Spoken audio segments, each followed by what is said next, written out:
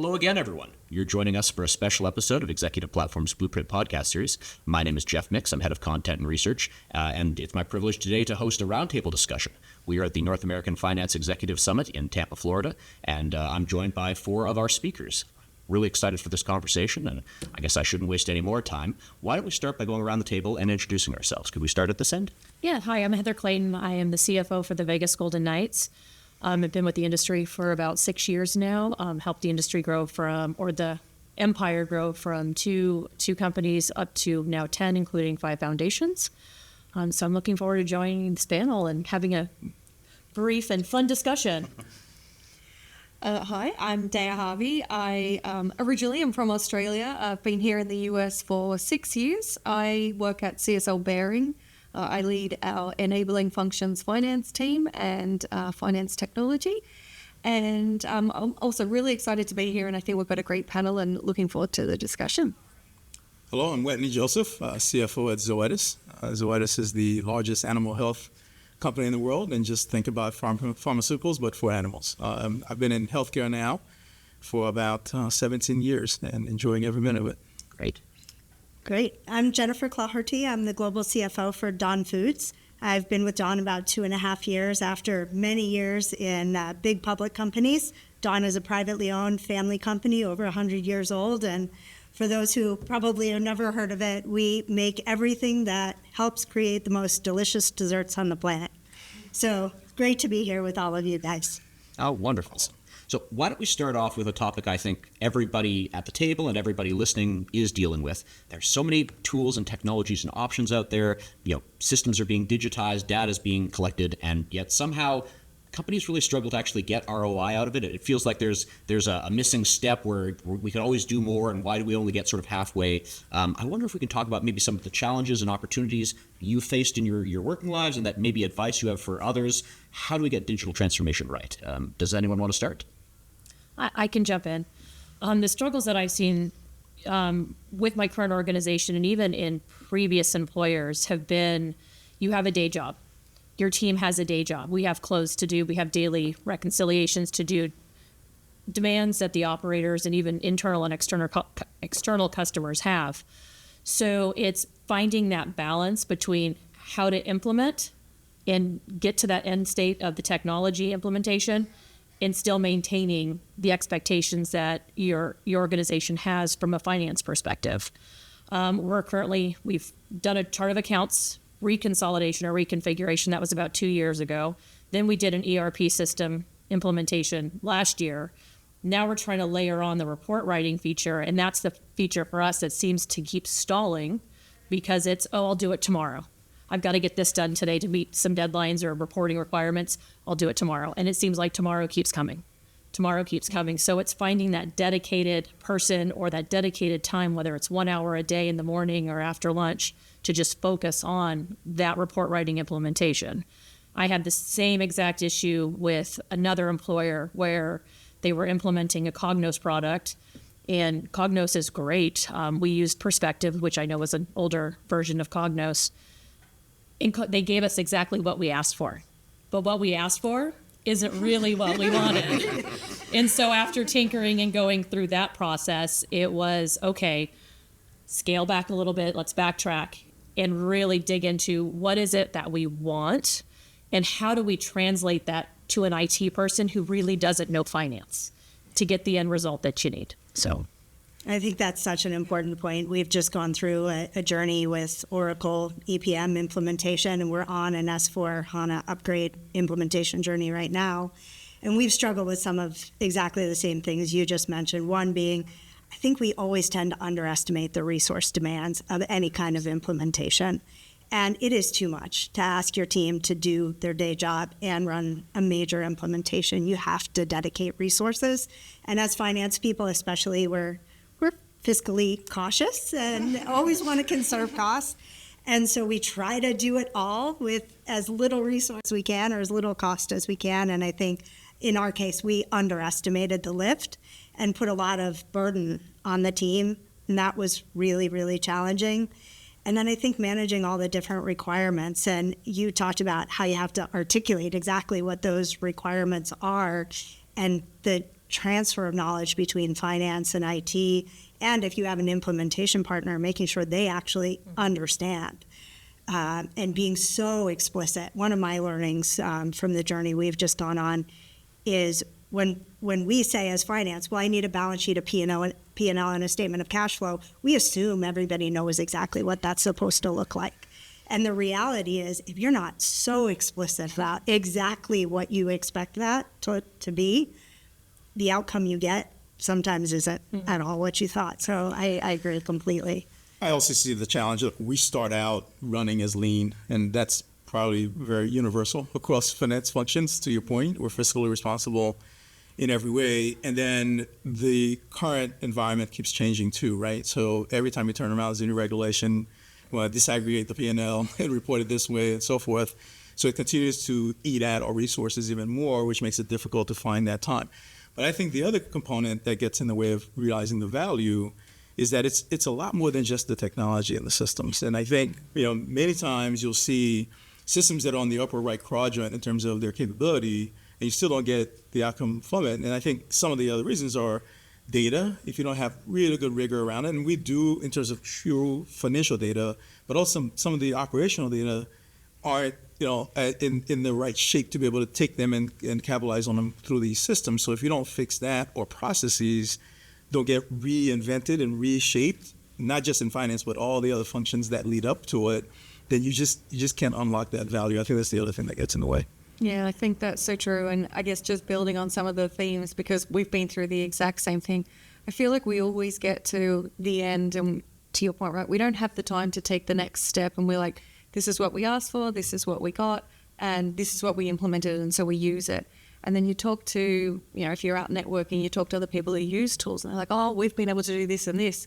And you don't get that value out of it because no one's got the time to be like, okay, well, how can I actually use this tool more efficiently, or actually take on the next steps in using it and pick up the extra pieces that we didn't plan to for phase one, and that was always going to be a future phase.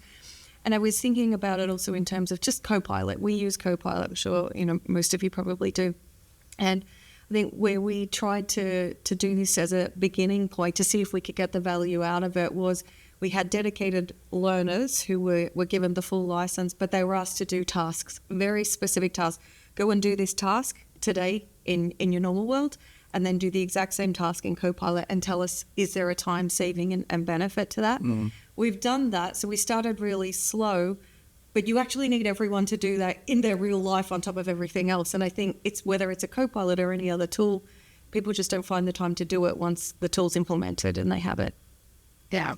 So a common thread I felt through all of your answers was the idea that, what is being asked of the team and maybe asked of yourself is changing. You're being asked to wear a lot of different hats and roles. You're in charge of implementing this. You're in charge of making it work.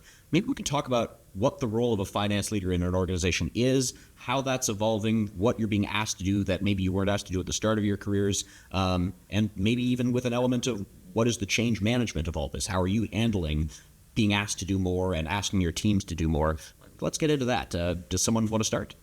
I'll take a stab because I lead our finance innovation team. So that is one of the changes that we made a very clear decision to do, is actually build some internal capability in order to support both our technology projects. So we use SAP, we're going through an SAP transformation.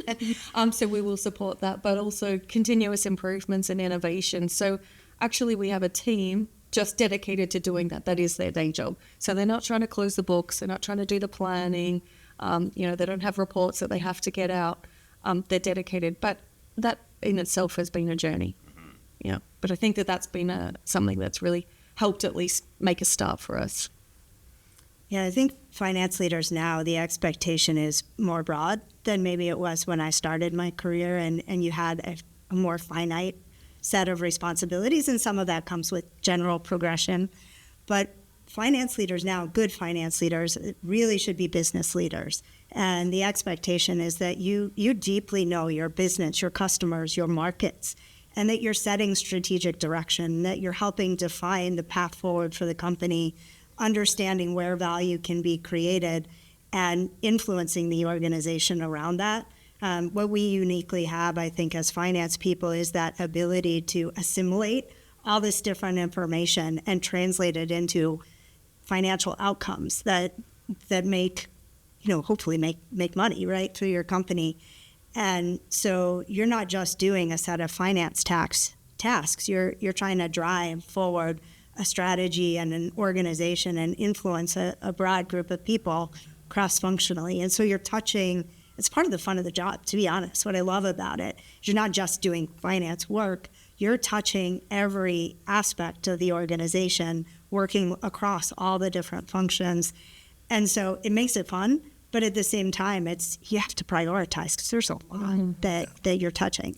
If we bridge the first question to the second one, I think if we find a way to create the time, dedicate some resources, et cetera, to tackle and take advantage of the capabilities these things can provide for us, it'll free time for us to do more of what you just said. I do think more and more, you become more just another business leader who happens to have a finance discipline. And that discipline is important because you can actually see risk, you can see strategy, you can see value creation, and you can see everything across the organization probably better than anyone else in any other function because you're engaging with every single function around the business.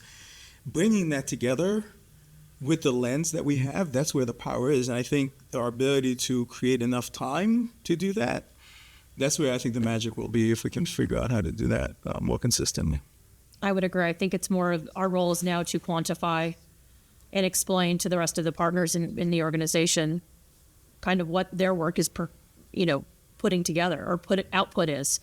When I started, I'm actually a relatively new CFO. I came in from a controller, so it was very much, my journey is a little bit different, I think, from yours. Is I've always been backwards thinking. It's, are the books right? Are the processes right? Are the numbers correct? To pivoting and now becoming that business partner with the CEO, with the CMO, the CRO, and forward thinking. So that it's been really fun, a little scary, to be honest with you, because I don't have a crystal ball. So trying to forecast cash, and I'm just, like this, and trying to see what's going to happen. You have to really know your business inside and out, but not just know the business and the industry. You have to really know and have the passion to want to spend time with individuals in different business areas to really know, like, what is your marketing doing? What are you doing? What is your ROI on this whole, the golden age or whatever platform we're releasing for this season? What do you expect that to do? How is retail doing? So I think it's in the way the finance leader is moving is it's not data processing and reporting and just spewing out numbers. It's now you're truly a partner. So, and maybe just to add a final piece to that is what I've seen again in our organization. A great example of what you've described is we've had 2 instances of very senior finance leaders take the shift over to the business to lead an area of the business. And that only comes from the work that you all talked about and actually being there and being that business leader, not just a finance leader. Oh, it's quite powerful, actually. It's interesting you said about being sort of in the past versus forward. I distinctly remember being in a monthly operating meeting the first time after being the controller and now leading finance for business unit rather, and making the comment that I felt like I went from living in the past to being in the present. And then fast forward, I had a chance to actually run a business, a global business for a while. And then I felt like I was in the future because if I wasn't thinking about the next year, the next 2, the next 3 years, then we were going to be falling behind. So it's interesting. But then marrying that with my understanding of the financials, being a CPA and a controller and so on, it's just, I think there's a lot of magic there. Again, a common thread I'm feeling in all of your answers is enthusiasm, and I love to see it. And maybe for the next topic of conversation, we can talk about, what is actually exciting for you for the next couple of years. When you look down how you're growing your organization, how you're supporting it, how you're developing your team, whatever it is, what is the thing that you're really passionate about right now that maybe we can share with each other? And whoever would like to start. Look, I mentioned I'm at Zoetis, we're an animal health company. We pride ourselves in driving innovation and leading innovation in our space. And we've been the leader in coming up with new solutions and new therapeutics for unmet needs in our space. And we continue to forge forward in that way. Enabling that to happen, I believe finance has a unique opportunity to drive that. And clearly through capital allocation and so forth, we are in the midst of a transformation as well. And while it's daunting, I would say, it is also exciting at the same time. We had our top 100 senior finance leaders from around the world come to our headquarters for 3 days. And what you try to do is really answer the question why. You want to get to the hearts as well as the minds in terms of what's in it, not just for the company, quite honestly. It's what's in it for our colleagues, because the work that they're doing today, I mean, let's face it, we have some of the hardest working people typically in any company, and we just quietly work around all kinds of challenges and issues just to get it done. I do think if we can find a way to create that capacity, we will engage in the business more. I think the curiosity is there around, okay, what makes this company unique? What is it that the customers' needs are? Where's the company's customers evolving? And how do we meet that challenge in the future? So I get excited about being able to free that, as much as it's going to be hard work to kind of go from where we are now to where we're going. The other side is super bright, and there's a lot for us to help drive more capital into for the company and influencing the direction we go. Terrific. I think it's that same excitement that is shared. It's the problem solving. It's kind of like you have one of those little memory wooden blocks that you get in your stocking, and it's the puzzle that you're trying to unlock, and it's the accomplishment and that feeling of, yes, I solved the riddle, that I think constantly drives individuals like us that really tend toward numbers and see the numbers, because numbers really don't lie. It's how do you interpret it is where the gray area is. And so finding a way to interpret those numbers to where you can have your business partners and even those underneath you and in the rest of the organization understand that and have that aha moment is amazing. I love teaching. So I really enjoy taking numbers in financial decks that you can tell, like you'll have some millennials, some of those younger kids that are just coming out of college, and you can just see the blank out when I show them a deck of numbers. And so when I first started, that's what I did. And I saw that. And it was kind of like, well, no, that's not what I want as my reaction. I need them to understand that even if they're shoveling ice, even if they're teaching youth hockey, they impact our business. They impact our community. How can I convey that to them and show them, hey, be wary, be mindful, but be excited. And so my last slide deck that I did, I had raining down poker chips and was able to make it more animated and convey the information to where my lowest level of line mates in the organization looked at it and was like, aha. So I got really excited about that. And I was really excited about coming here, going through the report writing. I'm trying to put a round peg in a square hole. And I'm like, no, I'm doing this wrong. I need to go back to my leaders now and say, what do you really want to see in financial decks? Do you want a deck of financials? Do you want the balance sheet, income statement, and cash flows?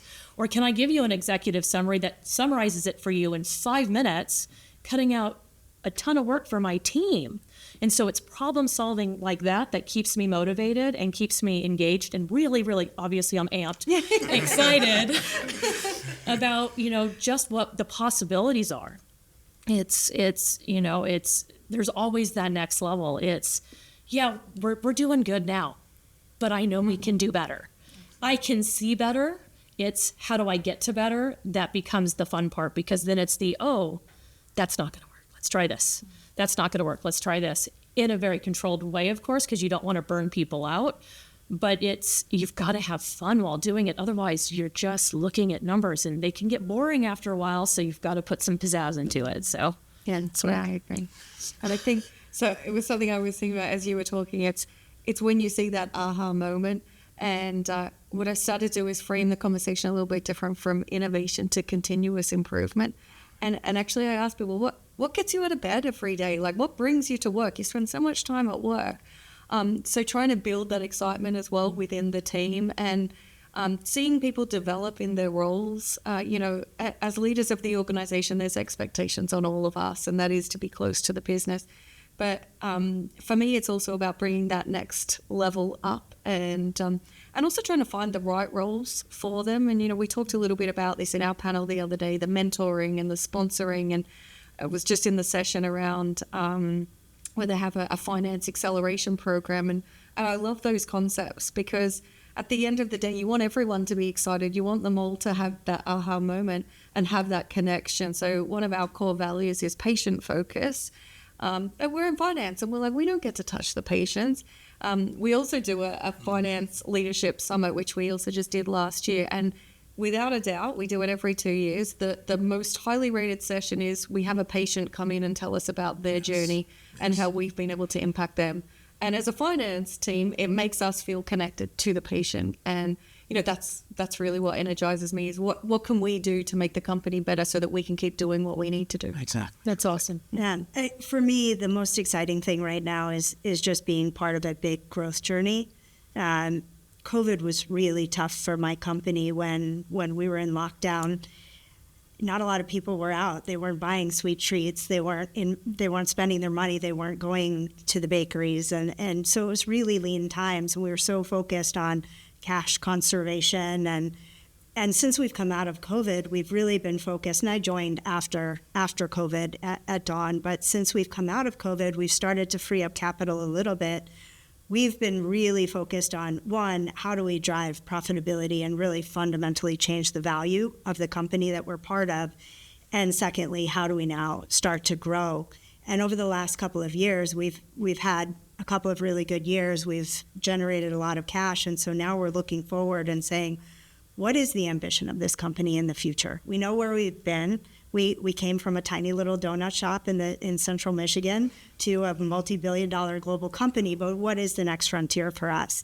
And that's organic and inorganic. And being part of shaping that strategy and defining what the future of that is really exciting. And the other part that's really fun, everybody wants to be part of a winning team. And so when you as a finance person are part of a team that is driving significant value creation as well as the next frontier, you feel like you're winning. And you communicate that every time I get up in front of our town halls. Recently, we've had a lot of good news to share, and we're winning. And being able to convey that message of, hey, we're all winning, and we are winning together. And we are winning together as a team, and this is where that allows us to go next. That's super fun. We don't have a lot more time together. I wonder, for our last question, maybe we could go around the table and offer people who've listened to this some advice, a takeaway, something that you think is really important in what you're doing that maybe they could apply to their own work lives. Who would like to start? I'll make a start. So I think, reflecting on the days here, but also, the discussion we've had, there's so much change in the organization. All of our organizations, there's change in the world, whether it's coming back from COVID and hybrid working or it's the digital path forward. So I think a key takeaway for me is that everyone needs to be open to change and really building that change management or change leadership muscle, and getting some comfort with change because it is uncomfortable, but it's not going away. Right. To piggyback onto that, I would agree with the change, but I think a bigger takeaway for me is I'm not alone in this either. I've been sitting here with 4 other people that are going through transformations and change that have the same hiccups and the same wins as my organization. So it's comforting to know that it's not just me. It's everyone, and it's to have patience and to know that you're going to fail, and it's okay to fail as long as you pick yourself back up and keep moving forward, and to really appreciate those small wins. I think I'm more of that, it can't be good, it has to be perfect type of personality, and that's not always advantageous or right. And so it's learning to let go and just to be comfortable with change and comfortable with it's good enough. Yeah. Look, I agree. I think change is going to keep coming, and so you have to sort of reframe it to say, okay, if I assume that, then what are the next best things for me to do, prepare our organization and be able to continue to make an impact. And it doesn't have to be all done at once, right? You can just take bite sizes of things. As long as you know the destination you're going to, it's one step at a time. So just take bite sizes that you can get accomplished, get some momentum going so you can move towards the goal. Yeah, I mean, all great points. I think that the only thing I'd add is for anyone, we do our best work when we are energized and passionate about what we're doing. And so my best advice to everyone is find something you love. And bring your whole self to that and all your energy, because when things are difficult, when change is hard, when all those things are happening that are not easy, if you are truly excited about what you're doing and your heart is in it, you can weather any of those storms and really come out on top. So that's what I would leave with. Awesome. What a wonderful note to end on. I feel like we could be having this conversation for another hour, but of course I do want to be respectful of everyone's time. It has been so generous of you to sit down and share. Thank you all for being here. Thank you. Thank you. Thank you. You've been listening to another episode of Executive Platform's Blueprint podcast series. I've been Jeff Mix. Let's do it again soon. You've been listening to another episode of Executive Platform's Blueprint podcast series. Thanks for joining us.